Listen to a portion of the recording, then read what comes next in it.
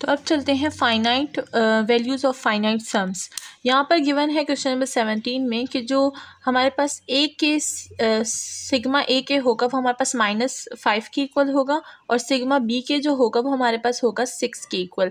चलिए स्टार्ट करते हैं, फिर मैं आपको समझाती हूँ कि ये हम लोग किस तरह से लेंगे। तो 17 के पार्ट ए से स्टार्ट करते हैं। तो यहाँ पर मैंने लिख दिया है कि जो हमारे पास सिग्मा ए के होगा वो -5 के इक्वल होगा और सिग्मा बी के हमारे पास 6 के इक्वल होगा। ये हमारे पास गिवन है, ठीक है ना, स्टेटमेंट में।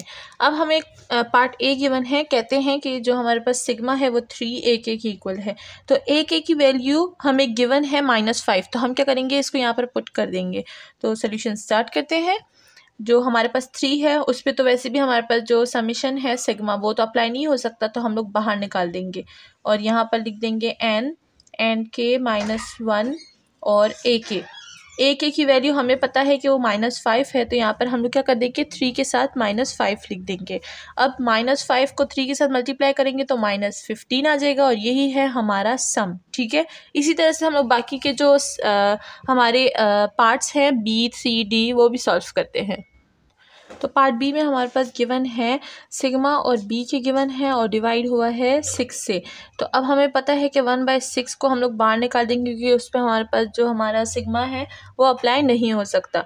तो यहाँ पर हम लोग लिख देंगे एंड के -1 और बी के की वैल्यू हमें पता है जो कि 6 है, तो यहाँ पर हम लोग पुट कर देंगे 6/6 जिससे हमारे पास आ जाएगा 1 और ये है हमारे इसका सम। तो पार्ट सी में हमें गिवन है सिग्मा और ए के और प्लस बी के गिवन है, यानी हमें ए के और बी के दोनों की वैल्यूज़ डालनी है। ए के की वैल्यू है -5 एंड प्लस हुई है बीच में 6 के साथ जिससे हमारे पास आ जाएगा 1। तो ये भी हमारे पास सम है। अब जो पार्ट डी है वो देख लेते हैं कि पार्ट डी में हमें क्या गिवन है। उसमें भी हमें यही गिवन है, ठीक है ना, सी की तरह है, बस उसमें ए के माइनस बी के हो जाएगा, ठीक है। तो हमारे पास जो वैल्यू है ए के की वो -5 है और बी के की है -6, तो -5 और -6 से हमारे पास आ जाएगा -11, ठीक है। तो इस तरह से हमने सॉल्व कर लिया। अब जो ई पार्ट है वो आपने सॉल्व करना है, देखें कि वो किस तरह से सॉल्व होगा। मैं आपको उसका आंसर बता देती हूँ, फिर आप मुझे कमेंट सेक्शन में बताइएगा कि आपका आंसर वो आया या नहीं, ठीक है। तो इसमें है बी के -2 ए के, बहुत ही ज़्यादा सिंपल सा है, बस आपने पुटिंग करनी है और उसके बाद प्लस माइनस और आपका आंसर आ जाएगा। इसका आंसर होगा 16, ठीक है। फिर आप मुझे कमेंट सेक्शन में बताइएगा कि इसका आंसर आपके पास क्या आया। अब चलते हैं नेक्स्ट क्वेश्चन की तरफ। अब हमें क्वेश्चन नंबर 17 में तो ये वाली वैल्यूज़ गिवन थी, अब 18 में इन्होंने वैल्यूज़ चेंज कर दी, ठीक है ना। फिर यहाँ पर बताया गया ए के हमारे पास 0 के इक्वल होगा और जो बी के होगा वो 1 के इक्वल होगा। तो हमें इन सब की वैल्यूज़ फाइंड करनी है। यहाँ पर 4 सेक्शन है, 3 सेक्शंस मैं सॉल्व करूँगी और 1 सेक्शन आपका होमवर्क होगा, ठीक है। तो देखते हैं, सेक्शन ए मैं सॉल्व करूँगी और बी वाला आपका होमवर्क होगा क्योंकि वो बिल्कुल एक ही तरह है, और सी और डी भी हम लोग यहाँ पर सॉल्व करेंगे, ठीक है। तो हमने यहाँ पर लिख दिया है कि जो ए के वो हमारे पास 0 के इक्वल है और बी के हमारे पास 1 के इक्वल है। तो सेक्शन जो पार्ट ए जो है इसमें हमारे पास 3 ए के गिवन है। 3 को समीशन से बाहर निकाल दें, यानी सिग्मा से बाहर, तो हम इसको कुछ इस तरह से लिख देंगे, बाहर निकाल दें क्योंकि उस पर तो वैसे भी अप्लाई हो नहीं सकता।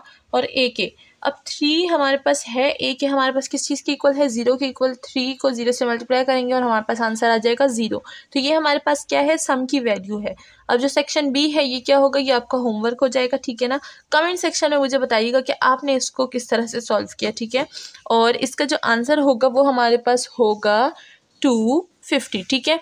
तो यहाँ पर हमारे पास जो सेक्शन सी है तो देखिए यहाँ पर हमारे पास प्रॉपर्टी अप्लाई होगी जिसमें हम लोग क्या करते हैं, सिग्मा को अलग अलग लिख देते हैं। तो यहाँ पर प्लस है, ब्रैकेट है, यानी जो सिग्मा है दोनों पे अप्लाई हो रहा है, तो इसको हम लोग कुछ इस तरह से लिख देंगे, एन हो जाएगा के -1 हो जाएगा, ए के हो जाएगा, एंड दूसरा सिग्मा हम लोग 1 के ऊपर लिख देंगे, ठीक है ना। तो ये हमारे पास दोनों के साथ एक एक सिग्मा हो गया। अब एक एक तो हमारे पास 0 के इक्वल है, ठीक है, और 1 है। यहाँ पर 1 पे हम लोग क्या करेंगे, जब हम लोग यहाँ पर अगर देखें तो हमारे पास n है, ठीक है ना। तो जब हम लोग 1 पे n तक वैल्यूज़ लगाएंगे तो हमारे पास क्या हो जाएगा, इसको हम लोग n बोल देंगे, ठीक है। अब यहाँ पर क्या हो जाएगा, हमारे पास 0 और n को प्लस करेंगे तो हमारे पास n ही आएगा। तो ये हमारे पास आंसर हो गया। अब हम लोग डी की तरफ चलते हैं, तो यहाँ पर भी अलग अलग सिग्मा अप्लाई करेंगे। सबसे पहले एक सिग्मा के पे लगा, बी के पे लगा देंगे और दूसरा सिग्मा हम लोग -1 पे लगा देंगे, ठीक है। तो ये हो गया -1, अच्छा 1। तो यहाँ पर b के हमारे पास 1 के इक्वल है और माइनस हमारे पास जो a1 है इस पर जब हम लोग अपना सिग्मा अप्लाई करेंगे तो हमारे पास n हो जाएगा। तो इसका आंसर आ जाएगा 1/n, 1 - n, ठीक है। तो ये हमारे पास इसका आंसर हो गया। अब चलते हैं नेक्स्ट क्वेश्चन की तरफ। अब हमारे पास बारी आ गई है क्वेश्चन नंबर 19 की, ठीक है। तो क्वेश्चन नंबर 19 को सॉल्व करेंगे। कहते हैं relate the sum in 19 to 28, 28 तक हमें क्या करना है, सम फाइंड करना है। चलते हैं देखते हैं सम का फॉर्मूला क्या है। यहाँ पर अगर हम लोग पीछे बुक में देख लें, ठीक है, तो हमने यहाँ तक तो रीड आउट कर लिया था, ठीक है। यहाँ पर अब हम लोग आएंगे, यहाँ पर हमें क्या दिया हुआ है, यहाँ पर हमें दिया गया है the sum of first and integration, ठीक है। तो यहाँ पर हमारे पास सम का फॉर्मूला ये है, इसको अब याद कर लें, जिसमें हमारे पास होता है n और साथ में हम लोग लिखते हैं, ये मल्टीप्लिकेशन में होता है, और n+1 लिखते हैं, डिवाइड करते हैं 2 से। तो ये फार्मूला आपको याद होना चाहिए, इसी के ज़रिए आप सम निकाल पाएंगे, ठीक है ना। तो फार्मूले को याद रखिए और चलिए स्टार्ट करते हैं क्वेश्चन नंबर 19 से।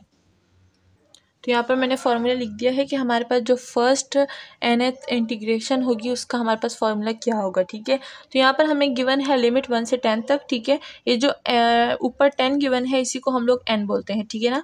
जैसे अपने फार्मूले में देखा होगा यहाँ पर n है, सही है, तो इसको हम लोग n बोलते हैं। तो चलिए स्टार्ट करते हैं इसकी सोल्यूशन। सबसे पहले हमारे पास ये जो क्वेश्चन है ये लिख देंगे 10 k = 1 एंड k, ठीक है। ये इक्वल है हमारे पास जो फॉर्मूला है n और n+1 डिवाइड बाई 2। तो n हमारे पास क्या है, 10 है, ठीक है। फिर हमने क्या करना है, ब्रैकेट में n+1 करना है, यानी 10+1 लिखना है एंड डिवाइड करना है इस होल को 2 से। तो यहाँ पर हम लोग क्या करेंगे, 10 को और 1 को प्लस कर देंगे, 11 हो गया, डिवाइड हो गया 2 से, ठीक है। इससे हमारे पास जो आंसर हो जाएगा वो उसको सिंप्लीफाई करेंगे और 55 आंसर आ जाएगा, ठीक है। तो ये हमारे पास पार्ट ए हो गया। अब पार्ट बी की तरफ चलते हैं। तो पार्ट बी को देखते हैं। यहाँ पर हमारे पास के स्क्वायर गिवन है और के स्क्वायर का भी हमारे पास एक जो फॉर्मूला है वो ऑलरेडी है।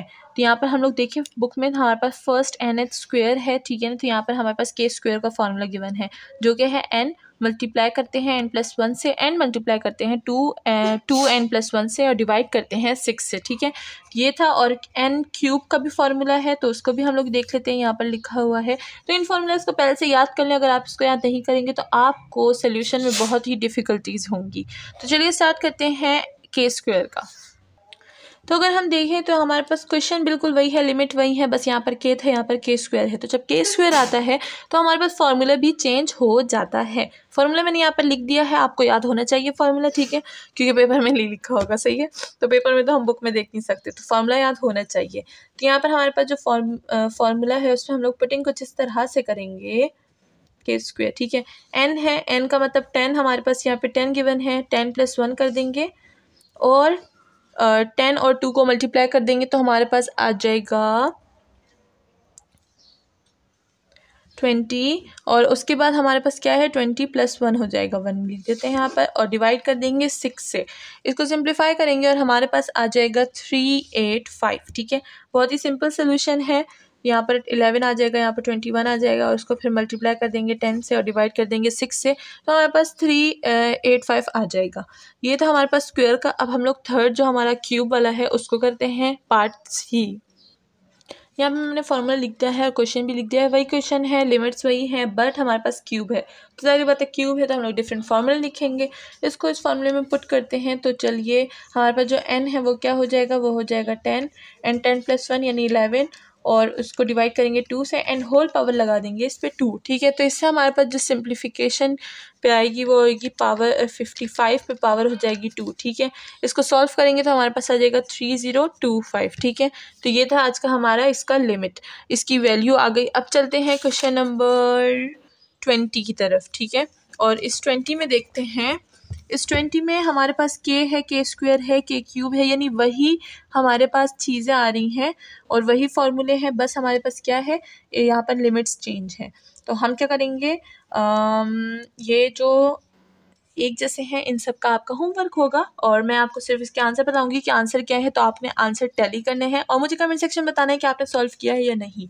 तो ए को हम लोग क्या करते हैं, बल्कि ये सारे ही सेम है, मैं इसमें से कोई भी सॉल्व नहीं करूँगी क्योंकि हमने फार्मूला सारे देख लिए। तो मैं आंसर बताती हूँ आपको इसके।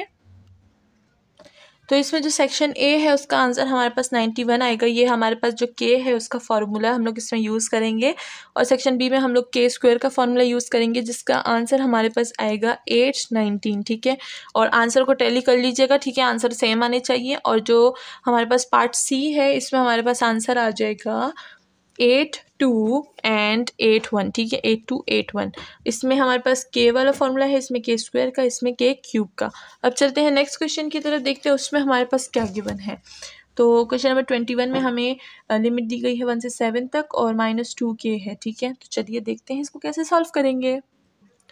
तो अगर हम लोग देखें तो ये वही चीज़ है, के का फार्मूला इधर यूज़ होगा, लेकिन ये जो 2 है ये हमारे पास एक एक्स्ट्रा चीज़ आ गई, तो इसको हम समीशन से बाहर निकाल देंगे, क्योंकि हमें पता है कि 2 पे समीशन अप्लाई नहीं होगी, ठीक है। तो 1 से लेकर 7 तक हमारा जो है लिमिट है, तो यहाँ पर हम लोग क्या लिख देंगे, के लिख देंगे, ठीक है। हाँ, तो के का फार्मूला अब हमें याद है, तो हम लोग क्या करेंगे, फार्मूले में पुटिंग कर देंगे, -2 को बाहर निकालेंगे और यहाँ पर ब्रैकेट लगा देंगे, और साथ में हमारा जो के का फार्मूला है उसमें पुटिंग करेंगे। हमारे पास जो n है वो 7 है, ठीक है। फिर हमारे पास हो जाएगा 7 + 1 एंड डिवाइड कर देंगे इसको 2 से, ठीक है।